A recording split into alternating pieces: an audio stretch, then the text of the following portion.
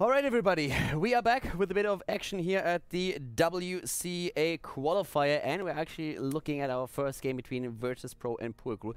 It took a little bit longer. The teams, of course, like especially Virtus.Pro, took a quick break after the last best of 3 series, and are now jumping into the second one. This is the third place decider that we're going to see next, and well, we're going to go into the draft right away, and we have Infernal Shrines once again. So let's check the draft out, at least for now. We have, at this point, as you can already see, the first pick, first ban for Virtus.Pro. And well, against Pouet Crew, I would be surprised to see another ban against Tyrande. Yeah, Virtus.Pro, very, they seem to like the Tyrande themselves, but this map definitely seems to be the one where Pouet Crew excels especially well with Tyrande. I suppose you could first pick her in the case of Virtus.Pro too, if you really, really want to. Yeah, it's definitely an option that they have, but well, for now, they are actually letting time pass here quite a bit. They're running down their time pool already a lot. There's the ban on Uther though. So banning out Uther here immediately. And Pouet Crew, let's see how they're going to react to this. We've seen a lot of Uther Charism bans, but there's also Hearthstone to consider. Jaina has been banned out quite a bit. So yeah, I'm very interested to see how Pouet Crew is going to play it now. Yeah, plenty of options in terms of bans, but Pouet Crew just going to be happy that Tyrande was not first banned. So they're going to be hoping beyond hope the Virtus.Pro isn't as fond as Tyrande enough to first pick her. That Tyrande solo play was definitely something that Pouet Crew was able to show on the first day. Yesterday, today on the other hand, that hero was banned out by Fnatic twice against them. And yeah, let's see how they're going to play it right now. They have a good chance of getting Tyrande themselves, unless of course Virtus.Pro, as mentioned before, is going to pick her first. But there's still a Kel'Thas to consider as well. Yeah, both teams have run down their time pool very, very quick. A very large amount here. Pouet Crew just about to overtake Virtus.Pro. And managed to get away with one more second. There is that Kel'Thas ban, which leaves Karazim open if either team wants to get it. But Virtus.Pro, are they going to steal away that Tyrande? Or will they give it over to Pouet Crew? I suppose Jaina or Tyrande are going to be the heroes that they focus on now. We have on this map, we've seen the Lost Vikings a couple of times. I could see Virtus.Pro try to play with them then later on. It was something that Fnatic used against Pouet Crew already. So there's a lot of ways that you can go down with this, but both Tyrande and also Jaina are very solid first picks here in this case right now, especially since Pouet Crew has of course already shown that affinity towards Tyrande as a solo heal. Yeah, a lot of very good opening moves here for Virtus.Pro. There is that Jaina with the Kel'Thas banned out. You really want that really high damage mage. And let's take a quick guess what Pouet Crew is going to pick here. What could it be? There's not enough information. I just can't work this out, Keldor. Yeah, we're definitely going to see a Tyrande pick by them. I would be very surprised to not see that happening. Yesterday, as already mentioned before, in every single match where they got the chance to pick Tyrande super early in the game and run her as a single healer. In this case, now in the games today, Fnatic banned her out twice against Pouet Crew and definitely screwed a bit with them. There she is, the first pick, and immediately afterwards, that Muradin for the stun combo. Yeah, so a very nice combo to start off with here, putting Jaina in some severe danger, so it's going to be interesting to see what healer Virtus.Pro bring in to protect here. Tastar is still open as well, so they could pick their healer and Tastar to give that huge amount of extra protection to their backline to try and counteract that really heavy stun combo. And there is the Tastar to start off with. Now, will they pick another damage dealer, their healer now, or will they try to steal away a warrior before Pouet Crew starts banning them? The one thing that they have to be careful about, of course, is that if they don't pick a healer now, then Pouet Crew has a chance to ban out a hero like Karazim, and Karazim is next to Rhaegar, one of the few healers that can still help them against a lot of burst damage, which is very likely to come in. But it is instead the Vikings that Virtus.Pro is going to secure themselves. Now, we've been going over the Vikings on this map in particular quite a bit already today. They are a very solid hero here. We've seen Gamers 2, Virtus.Pro, and also Fnatic run with the hero on Infernal Shrines since Blizzard changed the map. The objective fights last a lot longer, and therefore the Vikings get a lot of experience so done at the same time. Pouet Crew has experienced that style already once today, so this time they have to play this a bit better. Yeah, they need a way to deal with these Vikings, and when you deal with them, you really want a composition that can just win fights hugely, where you have to have the Vikings with you to deny that soak away. Otherwise, you're just going to lose the fights massively. So Pouet Crew, already with some heavy stuns, could pick off individual heroes, which would be quite nice. But bans first, and it is the Tyrael being banned out. Someone who would really be able to protect the Vikings with the extra shielding. And of course, just very effective with that Jaina. Yeah, Tyrael, definitely a hero that you want to get rid of in this case now too. We have the ban for Virtus.Pro. Now, if you're going up against a setup like Pouet Crew, of course, the one thing that you have to be worried about is, first of all, that the stun train is going to get even longer and also damage. So everything that adds burst damage to this composition can be a danger, and you have to be careful about that. There's also a high, like a tendency to get Sylvanas on this map if you want to get a bit of pushing power. Against the Vikings, that might not be the worst thing, since you can also deal with those additional mercenary camps that are often picked up. So in this case, it is a ban against Sylvanas for that very same reason. Virtus.Pro trying to make sure that Pouet Crew doesn't get a chance to counterplay that Viking soak on the lanes with pushing power. I like the decision a lot, actually. Yeah, Pouet Crew did run it in the last series. We did see them in where they got that kind of combo on the Infernal Shrines. It was very effective for them. So a really solid ban for Virtus.Pro. The Shadow Dagger could obviously bounce to Vikings as well. It's a very effective way to counter them, especially if you get that Cold's Embrace. The Sonya coming out from Pouet Crew, once again, bit of a staple to their usual star that we see on this map. And now, going with their healer, seeing as Virtus.Pro haven't picked up theirs yet. Oh no, wait, no, they're running Tyrande solo healer. I completely forgot. So the Tyrande solo healer. Another damage dealer, I would say, a ranged one, since they don't actually have one yet. Well, Vala would be a very good option, since she has also that AoE effect that they are still lacking a bit. They of course have a few things that they can at least utilize. I mean, with the clap, you have also the whirlwind in there, but when we really talk about a bit more targeted AoE damage, then you can run a Vala. Interestingly enough, they use the false stat here, which helps them in the way that they have quick lane changes happening to soak experience if you uses the fly in to somehow counteract the experience soak of the Vikings to a certain extent. So in that regard, it helps them.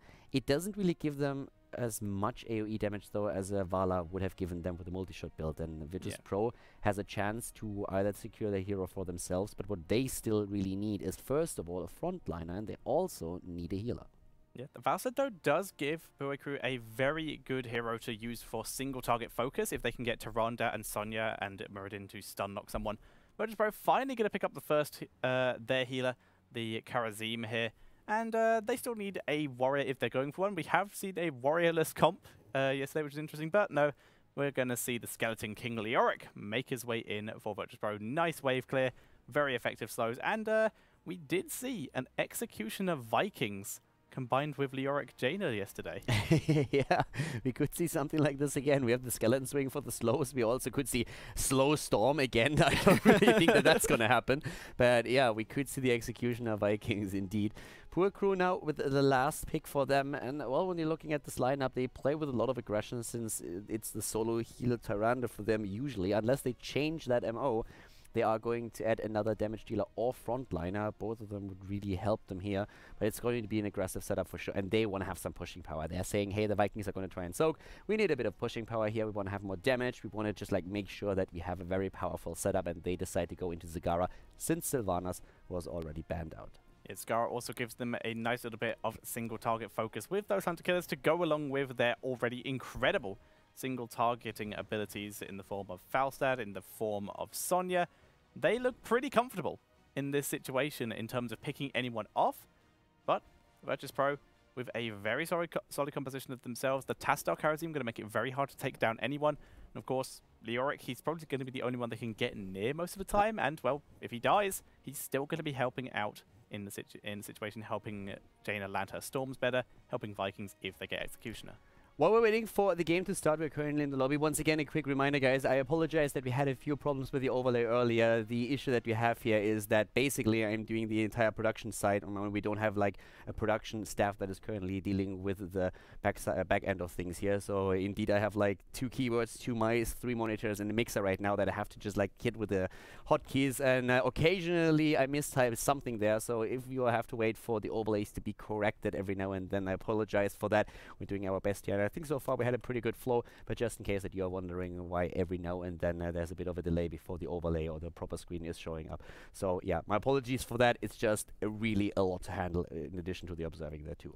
But the whole thing is starting right now. So far, we had actually a pretty smooth day. A couple of really nice games as well, especially that series between Virtus.Pro and Gamers2 was absolutely awesome. I loved that.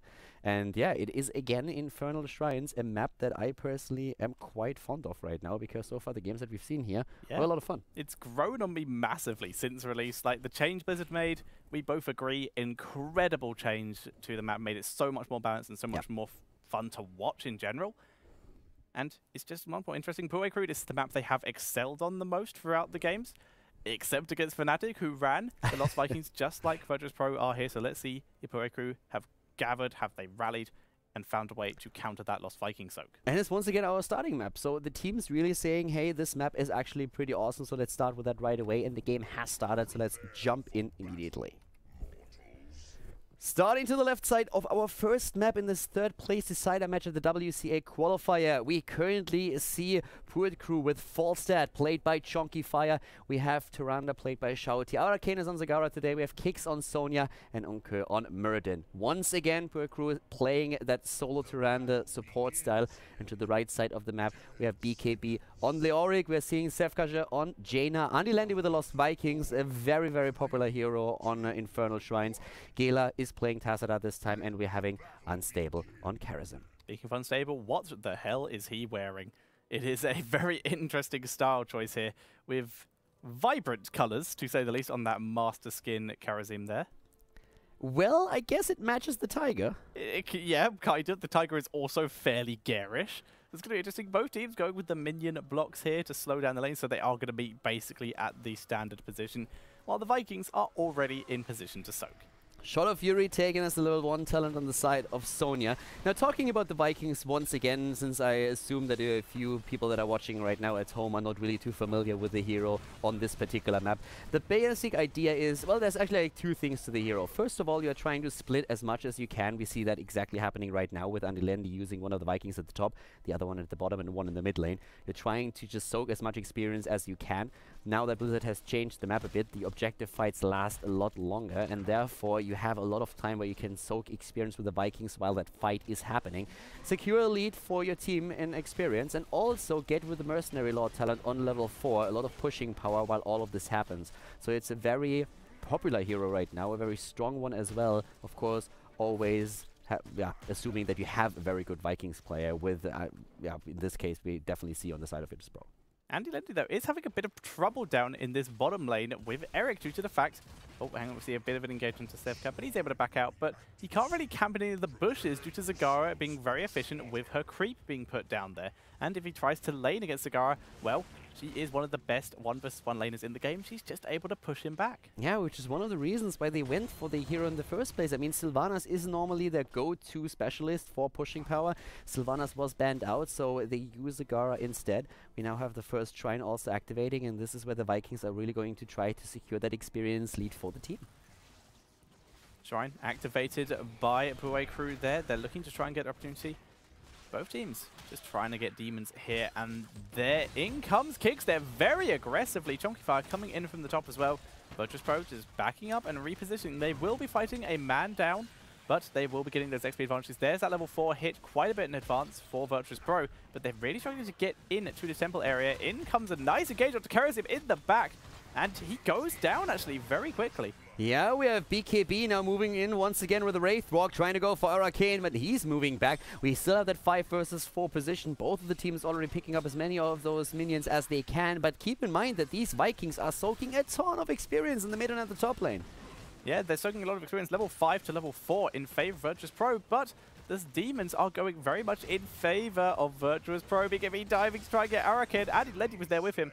BKB does go down there. Currently 2 kills to 0 in favor of a team of Pouet Crew here. Yeah, the Vikings still doing their job, but it's 30 minions already on the side of Pouet's team, and they are going for another potential kill, but they lose Tyrande instead. Sefkaja survives for now and kicks up at the top. Might die as well as BKB is moving in, and the skeleton swing to the space, hitting him out of the stadium. Really well done here, and actually that could also lead into Virtus.Pro securing that first Punisher on top of them establishing an experience lead. Yeah, with the Blizzard coming down, they're able to finish that off. Unko was looking to sneak in there and maybe seal the last of it, but was not able to jump in on time. So like you said, Virtus.Pro grabbing the first Punisher of the game, and a very solid level and a bit lead for them here. They'll be hitting level 7 very shortly, so as such, they're pushing incredibly aggressively with this column. This could not have gone any better for them. They go deep against Zagara. They go for the kill. Now they destroy not only the wall, but they might even get the fort. They are 1.5 levels ahead already. They got the first Punisher and still the Viking soak, which is continuing as we speak. We have to the bot lane also once more Leoric just pushing them back. The fort is gone. For Virtus.Pro, they are absolutely rocking this game so far. BKB with absurd aggression, just making sure that there's no one left to defend this base here. Just pushing so hard, pushing everyone back away from the rest of his team while they take down the buildings. Qualifier in the mid lane needs to be very careful about his positioning due to the fact that everyone from Virtus.Pro is going to take down this camp and then roam up here. If he gets caught out, he's going to be in some serious danger. BKB moving in. Looks like Chonky, though, way too close to his buildings. Easily going to be able to dive away if he gets engaged. Talking about mercenary camps, we have now with the mercenary lord talent on level 4 taken by Andy Lendy, him already securing another bruiser camp with Balog taking it down solo. So that's exactly what he does there. We have him also at the bot lane still trying to soak some experience, and that really helps the team. They are securing camp after camp and put more pressure onto the lanes, whereas the other 4 heroes are moving in to secure a few kills and contest the opponent. Good stuns though from Taronda and Muradin from the backline, but Unko is going to have to back up. Sevka taking a bit of damage as well, but is still in a good position, unstable, able to heal him up pretty nicely. Virtus.Pro just dueling here, trading damage for damage. Owl does not land anyone. Well, hits Olaf in the top lane, but he's Olaf. He'll just regen that back up. Andy Lendy soaks experience at the bot lane. We have also another Viking in the mid lane up at the top, where we now see once again Virtus.Pro pushing in and securing themselves the next level, which is also level 10. The March of the Black King has been chosen. We see Longboard, of course. It is for Tacita, once again the force wall. And this is just working so well for them. At 2 level leads, so much pressure on these lanes. And at the bot lane, it's the Vikings once again. Andy Lendy healing himself up. Secured another camp even in the mid lane with a Khazra camp here. And guess what? That fort up at the top is not going to make it either. Balog moving down to the bot lane to get another camp here, while Virtus.Pro puts on so much aggression, not even going for the camp yet. Leoric finally making his way up there to start that shrine. But Virtus.Pro with such a lead. The Kryptonite of Pouet team here very much seems to be Vikings on this map. They just don't seem to be able to deal with it. Yeah, Vikings are just absolutely powerful on this map. We have 7-sided strike now taken. Karazim doesn't really need the Divine Palm here. We have also down that pushing power here by Andy Lendy. He's just always able to not only soak the experience, he gets the camps, he gets just that entire flow going and maintains that lead for Virtus.Pro that they have. Leoric at the top can take his time, since he of course knows that there's no way for his opponent to do anything about it as long as there's no level 10. If actually we see the blue team move to the top, there would have been an immediate reaction by Virtus.Pro, but they just tried to push now the mid lane with another nice force wall here. But we have the turnaround attempt by Shouty with the stun against Sevka. They nearly get him. Oh, okay, is trying to jump in, but immediately the 7-sided strike. Unko dropping low. Blizzard doesn't catch him. Sevka is healed up full though. Andy Lendy coming in from behind, catches Muradin. Doesn't even use the boat yet. Blocks out Arakim.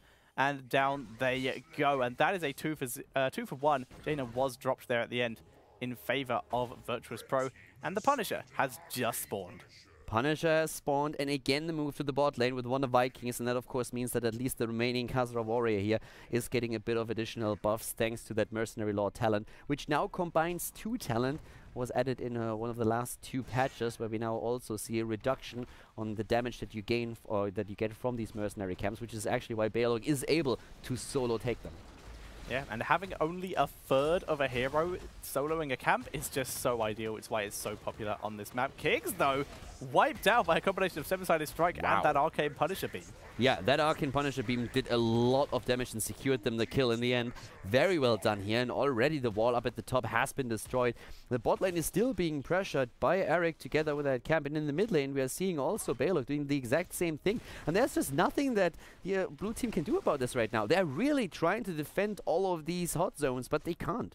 Yeah, and Virtus.Pro just repositioning themselves, heading into the mid lane now. They've done all they can top lane, so they're just going to try and grab this fort, and they likely will be able to.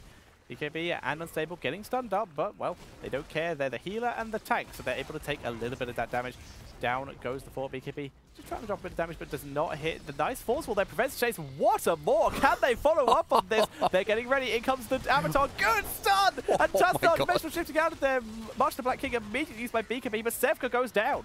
Very well done. Pouet with another attempt to go for Leoric, but he already used his Wraith War, got out of there. Here comes the longbow, dishing out some damage, but what a play there. That more really a great move by Zagara. Arcane able to secure that, and they got a few kills out of this, and also the experience. wins, it still is a fact that they are far behind in this game, 2.5 levels, and now of course we see Virtus.Pro moving back, waiting for Jaina and also for the last Viking to come back in, and with all of the camps up on the map, they can use that advantage that they have, that map control, thanks to the level 13 talent, and secure themselves just like camp after camp. 1 kill and a Viking is still a win if you compare it to 1 kill. Very nice fight by Pouet team. If they could maybe get a bit more out of this in a very similar start to the next one, then they're in a good position. But Virtus.Pro, I do not see them getting caught like that in that more like that again, because that was an incredible more. Yeah, it's also a very nice attempt for them to now get this camp just in time so that the Vikings can push with it, because we have still level 13 versus level 13 in a few seconds, and that means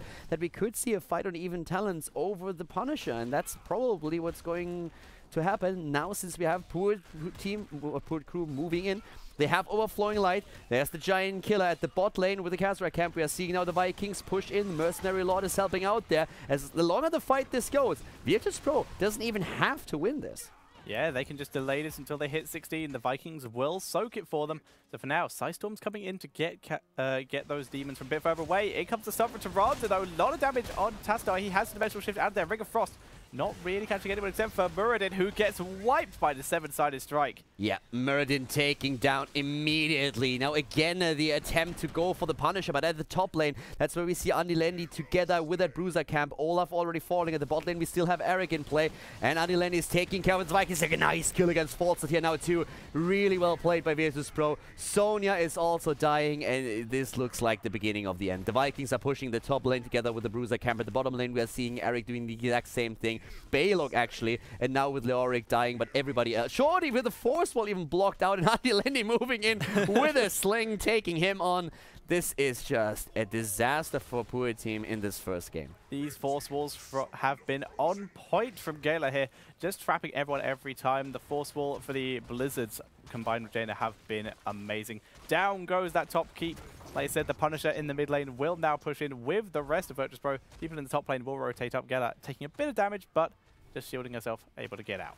Yeah, the bot lane again. This time they're trying to go for one of the Vikings. Balog, he gets away. The mid lane Punisher is going through the wall, jumping on Muradin, and trying, of course, to burst through now to maybe even take the keep with the rest of the team as Virtus.Pro is moving in. Pouet team is trying to do what they can, but the Mighty Gus is only giving them a few seconds. At least they're able to focus on the Punisher. BKB getting out of there. Stun lands on Gala, but she's easily with her team and has that Dimensional Shift to get out of there. Just going to pop it to make absolutely sure she escapes, and she can go back for mana in a little bit, or just rely on a Conjurer's Pursuit to gain that all back. She currently has 1.8 mana regen from Conjurer's Pursuit. Virtus.Pro is currently doing a very good job at keeping these lanes pushed. They are always moving from lane to lane, making sure that they push them in as far as they can. They secure additional mercenary camps that always allow also another Viking to move in with Mercenary Lord if they need to. At this point now, they are just focusing their entire effort down to the bot lane, where they're attempting to drop another key. That would be keep number 2 before Pouet Crew hits level 16, which would be crucial here. They're moving in already. Can they maybe secure a kill? Decent more, hitting 2. The longbow with the damage, but not enough yet. And maybe the Marcher of the Black King, yeah, saves BKB here. He was actually very close to dying. Good Blizzard onto the 2 warriors. Force Wall trapping Sonya, though. 7-sided strike takes her out. BKB does Wraith Walk to himself to safety. So that is a 1-for-0 in favor of Virtus.Pro at the moment, and they are now backing up. They have the advantage, so they're trying to get out of there. If any of them get picked off, though, there is the Radiant Dash from Unstable. He should be able to get out. Zevka and Gala have already been able to run away. And immediately they focus on the camps again. They move immediately to the next Khazra camp, and they're saying, okay, we're going to take this. We have even now in the mid lane more pressure against the keep, and of course there has to be a reaction by the blue team. They are really struggling to keep up with what's happening on the map right now. They're trying to defend lane after lane, camp after camp moves in against them, and now we have once more a shrine active on the map. But at least Pouet Crew could try to go in with 16 versus 16 talents. The problem for them is still that there are so many camps moving through the map now. Another mercenary camp is already taken, and Virtus.Pro, they can decide if they really want to fight or if they just want to delay and push with the Vikings and Mercenary Lord together with one of the camps of the lane. We are seeing the Vikings thinking about making their way down to that mercenary camp, but instead the team is going to stay grouped up quite a bit. Vikings just hanging around this Force Wall from Tastar, delaying this, and they're delaying it so that the rest of the team could grab the Mercenary Camps in the top lane, and then they can come down and contest this. Karazim just soaking the mid lane. Yeah, Karazim with the Circle of Life on level 16. Makes perfect sense here for him. We have now even more Mercenary Camps taken, as another one up at the top was claimed, and they are moving in wherever they can. Here in the middle with a 3-level advantage. We have Virtus.Pro moving in. Pouet Crew is trying to do what they can. They are in the lead when it comes to the minions, but they need to win the fight first. And I'm not quite sure if that's going to happen here. They try to focus on Unstable. He turns around. Oh, a good kill against Jaina, though, and that's a great start for them. Marshall Black King coming in, but great evasion there from Chunky Fire.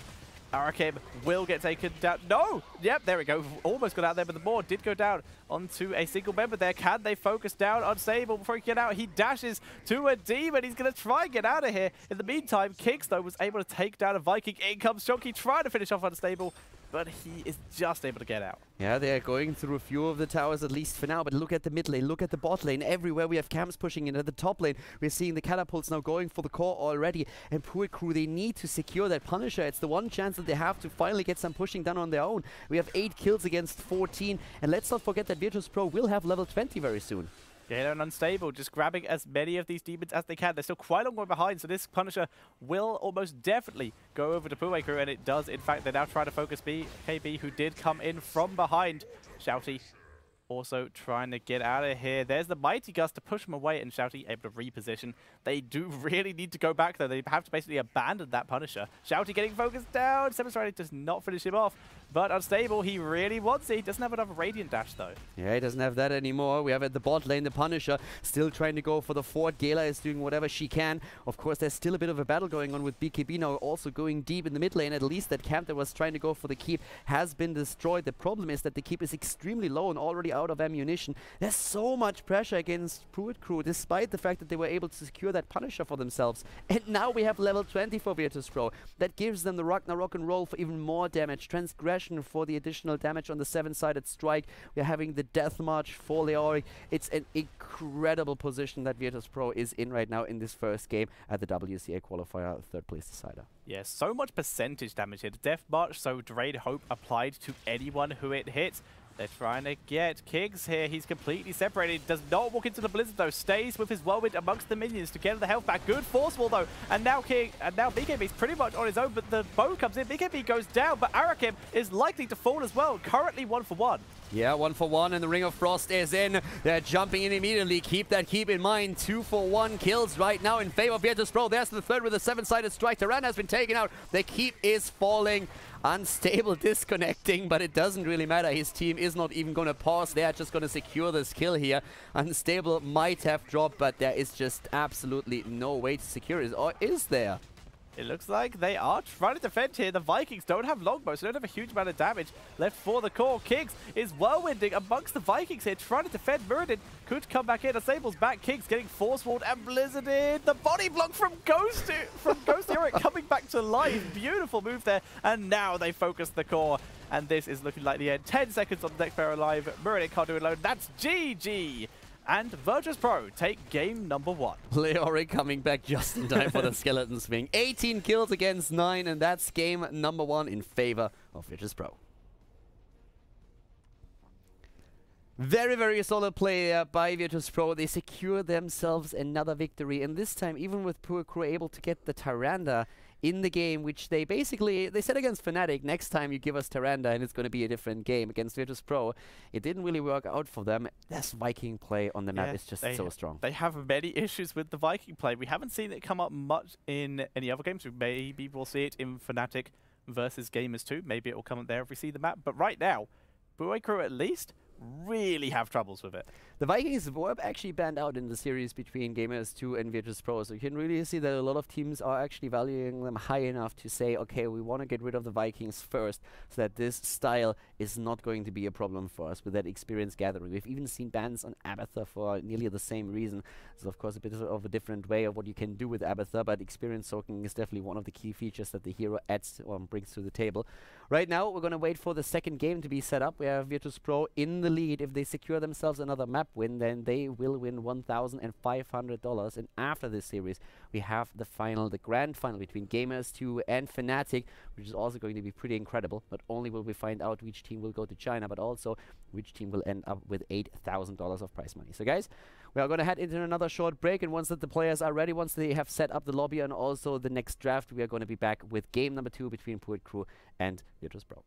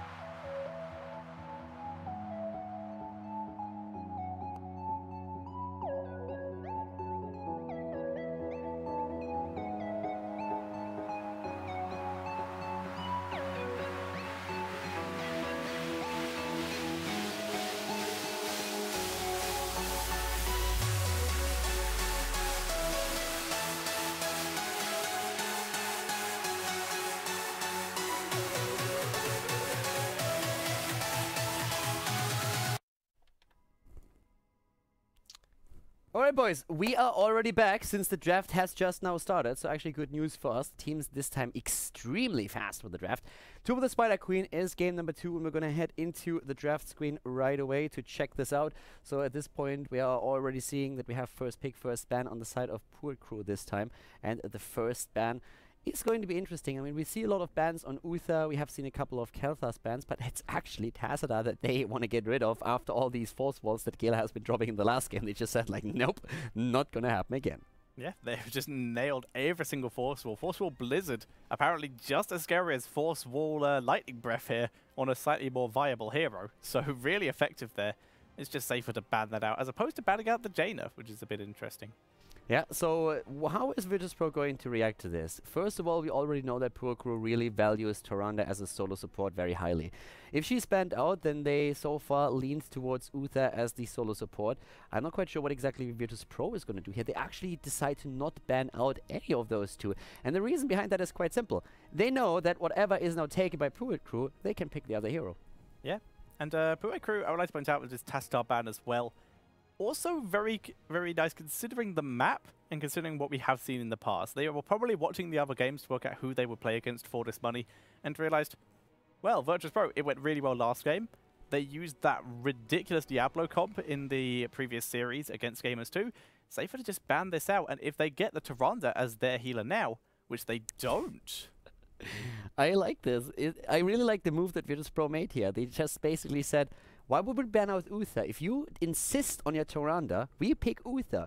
If you insist on Uther, we can go into a Tyrande if we want to. We can also like get Jaina. We could even pick a Kel'Thas at this point. And with us banning out Muradin, you already lose part of the Tyrande and Muradin composition that you so favor.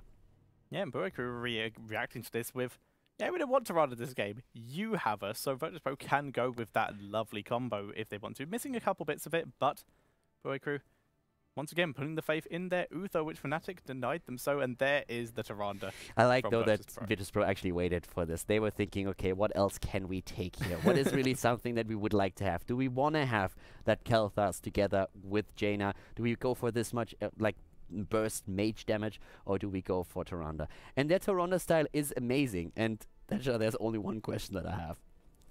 Diablo, yes or no? Yes. I think so. Like they're missing Tassadar, who is like a key part of this combo with the Force Wall. But I still think they can make it work just due to the early game ganks. Maybe even not using that Lightning Breath. Maybe even using the Apocalypse as that extra lockdown to combo with the Ring of Frost. Due to the fact that they are missing that huge setup. But we'll have to see. Sonya's still open, so they can go at the leap part of that strategy that they had in the first time they used it. Very smart decisions now on both sides. First of all, the Tyrael pick, but more so importantly is that we have a ban on Kerrigan. And since we are seeing for Pouet Crew and Uther as the first pick, the Divine Shield with a Kerrigan would be a very, very big problem for Virtus.Pro to deal with. So they ban out Kerrigan, one of the melee assassins, and Pouet Crew has to really think about what they are going to do at this point. Because there we have it! Yes, the Diablo ban. And a few viewers might have just tuned in and are looking at this and they're like, oh my god, what is this? Why do they ban Diablo? The reason is actually very simple. Yesterday and today, Virtus.Pro played Diablo with Tarant, with Jaina, and also a Tassadar, which in this case they couldn't have used, for a very hyper-aggressive build where they were just like dashing in every time with Diablo, using that old-school overpower stun style into Tyranna's stun and just obliterated teams like Gamers 2 on this map. So Pouet Crew, they watched these games and they just said like, alright, this is not going to happen to us. They banned Tassadar first, also because of the last game, and they decide to take down Diablo right now, which puts a bit of a smile on my face, to be honest with you. And Virtus.Pro with a great reaction here. Exactly. Going with it, the Arthas, it can still combo with that Jaina, can still combo with that Tyrande. And BKB is probably in his room right now, and he probably has one or two reactions, depending on how badly he wanted this combo to work. He's either R or yes. Because he just forced a ban on the lowest pick rate warrior in the majority of pro games. He probably has the biggest smile on his face right now ever. And well, Virtus.Pro is of course not even done with that pick. Now they can think about, okay, what do we want to have on top of that? Do we want to run that Charism again, or do we want to mix things up a bit and add another hero here? There's a few things that they could use. I mean, against the Kel'Thas, you can also use Malfurion, for example. You can try and get just a few additional heals in over time. That route would help you if Tyrande gets one of their stuns in, or after an Arthur's Howling Blast, if you get that in as well. They decide to go into Sonya first, which is going to be assisted by Tyrande now too. And that's a lot of like pushing power, a lot of pressure in general, and Virtus.Pro really favors this aggressive style, so this hero caters a lot to their playstyle. Yeah, it's very much a similar comp to what they were running with Diablo, very much a roaming gank squad in the early game, and then a huge stun lock engage damage comp in the late game. So the question is what they're going to run with it as their last pick. Usually they run it with Tassadar, Tyrande as their only healers, and neither one of them really built that sustainy. So it's going to be interesting. It could be the Karasim if they actually want heals, or maybe Tyrande will stick as the basically sole healer and will try and carry it without Karasim. Yeah, and without Tassadar. And Pouet Crew, a frontliner that would make sense for them could be a Johanna, for example. Everything that has a bit of stun would really cater towards their needs here. But we have them first of all with a silence and also pushing power thanks to Sylvanas. I really feel that a second frontliner would probably be a pretty good idea for them, but let's see what they are going to decide to play here. We've seen some teams go into a Zagara together with the Sylvanas, but in this case it feels like it would leave them very weak at the front line if they decide to go into this much pushing power. Yeah, very curious to see what they do go for. They have their last pick in 20 seconds to make it in. Another frontliner, like you said, would make it a little bit easier against Sonya if they can have someone to peel, but would leave another target for whoever Virtus.Pro runs as their other damage dealer. Although, Tyrande, who's usually the sole range damage dealer in these compositions, apart from sometimes Jaina, does not have the option of Giant Killer. There is the Johanna, like you said, someone very tanky, good peeling. Just a solid choice all around. Yeah, and this feels more and more like we're going to see a Charism again for Virtus.Pro, even though that Malfurion would add certain things to the setup that would really help them here too. But I don't really feel that Virtus.Pro is going to head into a Tyrande solo heal comp. They've done it in the past, but not on this map in particular. And the style that they usually use on Tyrande on this map is catering more towards damage with Seasoned Marksman plus Searing Arrows. So I feel this is what they are going to try and use here. And therefore it leaves Charism and Malfurion, both of them, open. I have faith in the Virtus.Pro all-in style. I don't think they're going to pick Karasim or any other healer here. I think they will go all-in. I agree, if they do go for healer, Karasim is definitely the best and most solid choice.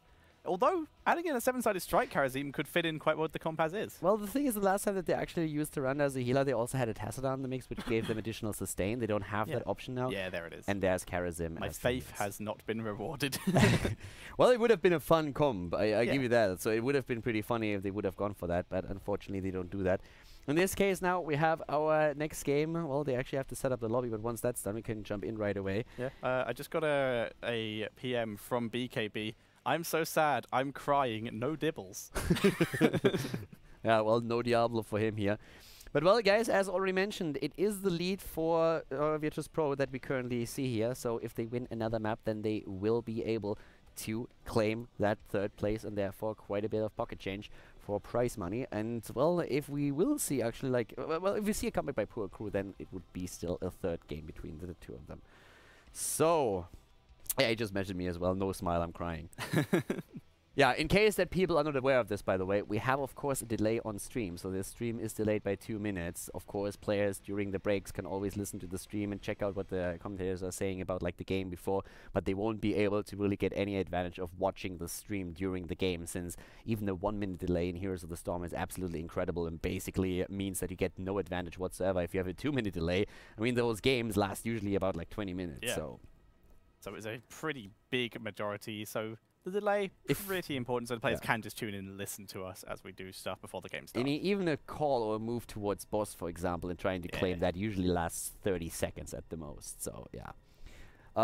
That being said, though, I don't have a lobby just yet, so I suppose that this is going to be hosted by one of them anytime now. Which is going to be pretty important for me since I have to adjust the overlays now as well. But so far, I'm not quite sure if Pouet Crew or if Virtus.Pro is going to host this. Either way, it's going to be a pretty interesting setup.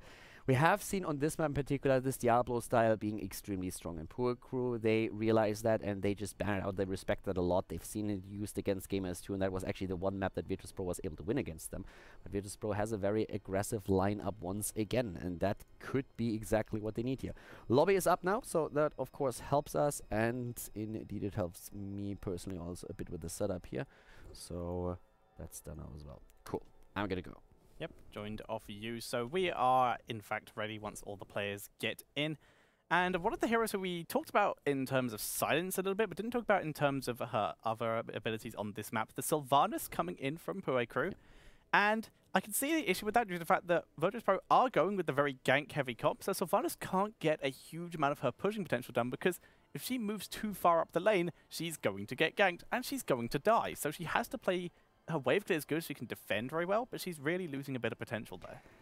Sylvanas on this map in general is a very interesting character to me, especially since just lately we have seen a few teams trying to go for very heavy push styles, which usually evolves around the idea: hit him hard early game, try to use Zagara together with Sylvanas, and reach the heroic ability before your opponent does. You try to secure yourselves roughly a 1 level lead at the beginning, and then you are able to dominate the middle of the map just long enough to get 2 or 3 Web Weaver waves out. And with that, you can really just like completely ruffle stomp an opponent's team. But so far, we are only seeing Sylvanas as a single pusher, not together with that Zagara, which still helps you if you get the Web Weavers. The scenario would, for example, be that Web Weavers move in. We have 4 heroes pushing the bot lane with Web Weavers, and Sylvanas moves up to the top and does the solo thing together with the Web Weavers. There's a couple of ways how we can play it.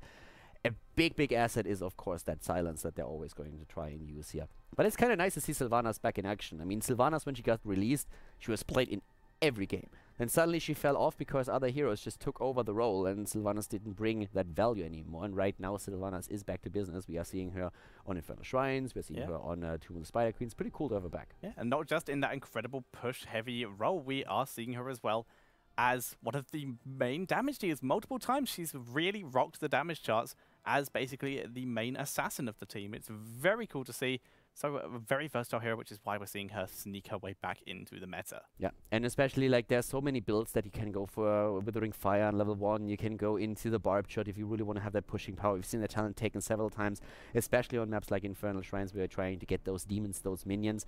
And also, we can go for Lost Souls with a reduction on the Shadow Dagger cooldown, and that helps you a lot once you pick up the level 16 talent, if you want to go for the Cold Embrace and just burst down targets. There's a lot of things that you can do with Sylvanas when it comes to the builds.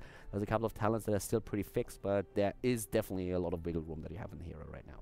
Yeah, it is a very cool to see. And loading screen is just about finished, so we're going to be getting into game number 2. Can Pouet Crew make a comeback? Let us find out. Yep.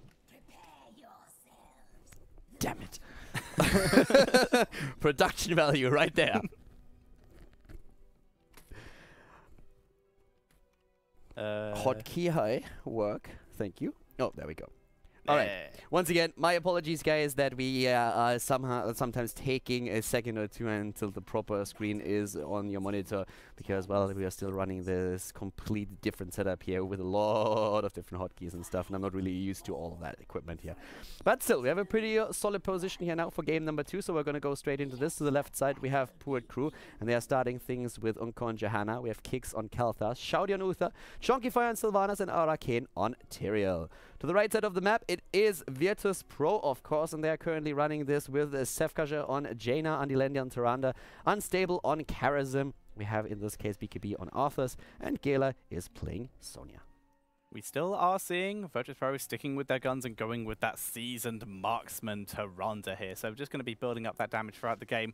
So we're likely to see almost an identical build to what we've seen in the other times they've played her. Yeah, I really like that style. They have been true to that style for a long time. It works well for them, and there's, in my opinion, no need to change that.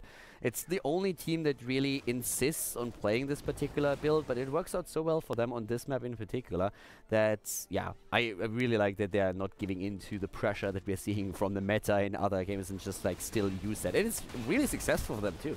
Yeah, Virtus.Pro are definitely ones to completely ignore the meta in as many ways as they can get away with. Yeah, Virtus.Pro is one of the teams that is definitely extremely cool to watch because they always pull off something new, something exciting, something that is a bit risky, but that is also oftentimes rewarded. And I really like that. They are willing to experiment where a lot of other teams would just like try to stick with a standard meta, and it's pretty interesting to see that. So for now, we have them also when it comes to talents, again with that shot of Fury on level 1. Oh, there's already a bit of a lockdown here that we're seeing against Kalthas, and yep, that's the first kill right there for Virtus.Pro. Yeah, very nice engaged there, and well, even without Diablo, you can still get multiple Tyrande combos off with multiple heroes, and Arthas is just one of them. And with Sevkar there as well, able to do so much damage. They actually get the root, follow-up stun. Karazim helping with the damage, and Shouty does go down. Nice condemn, though, by Unko, but the Flame Strike was a bit too late to follow up with damage. Yeah, very well done here. Once again, it's 2 kills already for Virtus.Pro. And in this case, they run at the bot lane. Still Gela against Arcane. There's the rotation mainly going on between the mid lane and the top lane. But of course, there's always the danger that Virtus.Pro starts to rotate down to the bottom to get a shot at Tyrael, who will be trying to move away with the Druid Smite whenever he can. There's the steering arrows once again. Great talent here for the extra damage. And the cool thing about the Tyrande build that Virtus.Pro is using is that on level 13 they usually even rely on the Hunter's Mark, which is absolutely amazing since they can just like get so much single target damage out once that they hit that stun. Yeah, they really seem to like that build a lot. Unstable though, so far building very supporty. Still a chance he could take the 7-sided strike to combo with this, but otherwise it's just a bit more protection than they would usually have with this composition. We are seeing on level 4 for Tyrael the Vampiric Strike, which is a pretty popular talent these days, actually. Oftentimes when we're talking about this map, it's more the Regeneration Master on level 1 going into Amplified Healing because you want to have a very high hit point, or at least high regeneration hero that is pretty cool to play and to build up on this map. By the way, we've been talking about the rotation, and there it is. And look at the way that Arcane is going here. He's really just trying to run away, but now they are focusing on... Oh, they get the kill against Tyrande. Great gravity lapse, and they might get a second one against BKB. Arthas barely surviving here. Unbelievable. Just getting out of there. Arcane back it up. He's quite low. Now Unko is moving on to Sevkar. There's the knock-up, and Qualifier with the body blocks. Sevkar gets healed, but it's not enough. He goes down to the event, but Chonky turning onto Unstable, and they get another kill as well. Great fight here by Pouet. Yeah, we have a triple kill for them now, and they are back to business just like that. Very well done here. The extra damage that we already have with the Purge Evil is helping here to give Tyrael also a bit more damage. We also have him then, of course, with that sustain thanks to the level 4 talent that we are seeing. It's actually a talent that we've seen by a lot of players. One of the players that has been using it in the past is also BKB, was in this case, of course, playing Arthas for Virtus.Pro. But that was definitely a nice comeback attempt already by Pouet Crew, and they are currently a bit ahead in experience and will hit that level 7 faster. Yeah, and Vampiric Strike is actually the second best lifesteal ability you can get on a talent that isn't a heroic. Like, obviously, Butcher has a bit more with his own abilities, but Vampiric Strike is the most you can get other than Sonya, whose Warpaint actually gives 30%, but the other ability is Vampiric Assault, which is only 15%. Yep. Vampiric Strike's 25%. In this case, Sonya not going for Warpaint on level 1. It's a shot of Fury, so that will allow her to get her abilities out a bit more often. And it's pretty nice to have that talent. But we have seen also a lot of Warpaint Sonyas in the recent past, especially when you have a Tassadar on your team. And you add on top of all of that also the Leeching Plasma on level 4 for your shields, which just allows Sonya to have an incredible amount of self-sustain. And we are just seeing the slight difference that some good bans can make here to this comp of Virtus.Pro. They've been getting some nice kills, but they've only got 2 with this roaming comp and have actually managed to give up 3 kills compared to their previous games. Yeah, BKB missing a Howling Blast here. Gela also moving away, and again we have Pouet Crew trying to move in to secure themselves a kill. Kel'Thuz's is a bit low, but so far I have to give it to the blue team. They are doing pretty well here. Both of the teams are attempting to turn in right now. Only 7 gems missing for the red team, and they are able to secure the first Web Weaver wave thanks to Karazim up at the top. Yeah, very nice job by Karazim there. He's continuing to push up, going with the Echo of Heaven, so continuing to stick with the support style. We don't actually have too many talent variations at all from either of the teams here. Yeah, up at the top lane, there's still a bit of experience thanks to BKB, but everybody's starting to rotate right now. They're getting ready to push with the Web Weavers. At the top lane, it's Kel'Thuz trying to push that back, but the bot lane, we're seeing 4 heroes using the Web Weaver now and a lot of pressure to drop tower number 1. The second one is already out of ammunition. That's a great chance that Virtus.Pro has here to maybe even get a fort, and that would be jackpot with the first Web Weaver wave. Well, they definitely want the fort because BKB is sneaking his way down. I think he wants to maybe come from the side and try and catch someone out here, and if anyone tries to defend, so they get the fort if no one defends, and they maybe would have get a kill if someone defended. But BKB is actually getting kind of sandwiched. Onko from one side, Chonkyfire was thinking about coming from the other, but BKB instead just going to be able to pull back to the mid lane. Yeah, and now that the Web Weavers are still pushing the bot lane, of course there has to be a reaction from Pouet team, which forces them back and allows a bit of space in the mid lane, where we see again Virtus.Pro moving in to drop another 2 towers. A very, very successful first Web Weaver wave by them, and they will hit a faster level 10 because of it. They negated the advantage in experience that we saw for Pouet Crew and are now even ahead. Yeah, taking their objectives and replacing the kills that they gave up. There are the heroics coming in. Starfall for that Tyrande, sticking with that heavy damage, and they're actually taking this time to go for boss. Army of the Dead for the Arthurs here. Wrath of the Berserker for Sonya. Water Elemental. And Karazim, is he going to go with 7-side strike, or will he stick with the protection for his team? Okay, here comes the Web Weaver wave. They see the boss at the top. They're trying to move in. It's 10 versus 10, but the boss has been claimed. That was a pretty nice move by Virtus.Pro. They knew that they had a small timing window here, and they used it very well to take boss, push top lane, and now, while Pouet Crew has to deal with the boss, we see Virtus.Pro just move into the mid lane to start to push the Web Weavers. Yeah, they're going to do with that. Karazim did, in fact, in the end go with that Divine Palm, adding the protection to his team to keep them alive in case they get burst down, because they've seen with this particular version of this composition, they can absolutely get picked off. And level 10s available for Pouet Crew. Yeah, they are still half a level behind, and that move that we saw on the side of Virtus.Pro really helped them to keep their structures intact. At the top lane, we still have a bit of pushing power by Pouet Crew. Arcane actually going deep. They're trying to hit their Starfall, already used the Phoenix at the same time now too. The silence was hitting BKB hard, but he's still able to get away. At the bot lane, Jaina not only securing that wall against the Web Weaver, but also securing additional experience. And to the top, we see the last Web Weaver spider taken out now too. Great play here by Virtus.Pro. 3 kills against 2 still, with a slight lead in kills for Pouet Crew. They're moving, Virtus.Pro moving their way into the mid lane. Want to try and catch someone out here. No, the Iron Skin was just elected for Onko, but he gets the follow-up. So BKB taking a bit of damage, but he is getting healed up quite nicely, backing away, and he does escape. He had a couple dead minions left to heal himself up. Araken won't be so lucky, though. He gets taken down. Shouty just able to escape in the end. Tyrell getting a bit of damage onto Sevka. Yeah, we have Virtus.Pro now just moving in once again. They're actually like moving up to the top lane now, whereas in the mid lane the defense has stopped. We have 4 heroes still alive for Pouet Crew, and more experience now gathered by their opponents. There's also a lot of gems that they can turn in. They can actually get another turn in, and they just secured that with others turning into the bot lane, and therefore it is Web Weaver wave number 2 for Virtus.Pro right now. They have a leading experience. They hit level 12, but they are still on the same talents as their opponents. But so far, a pretty fun game between the two of them, and very different from what we've seen on the first map. Yeah, and very different to any of the maps that we have seen, any of the times Virtus.Pro has played on this map, in the fact that Pouet Crew actually are resisting due to some choice bans and some very nice fights so far. They're still even on talents for now, so if they want to fight, now is the time before Virtus.Pro hits 30, but 30 is going to be coming very soon, so they need to work out when and where they can take their fight. And there's the route onto the Qualifiers, but Qualifiers able to get out thanks to a nice cleanse from Uther.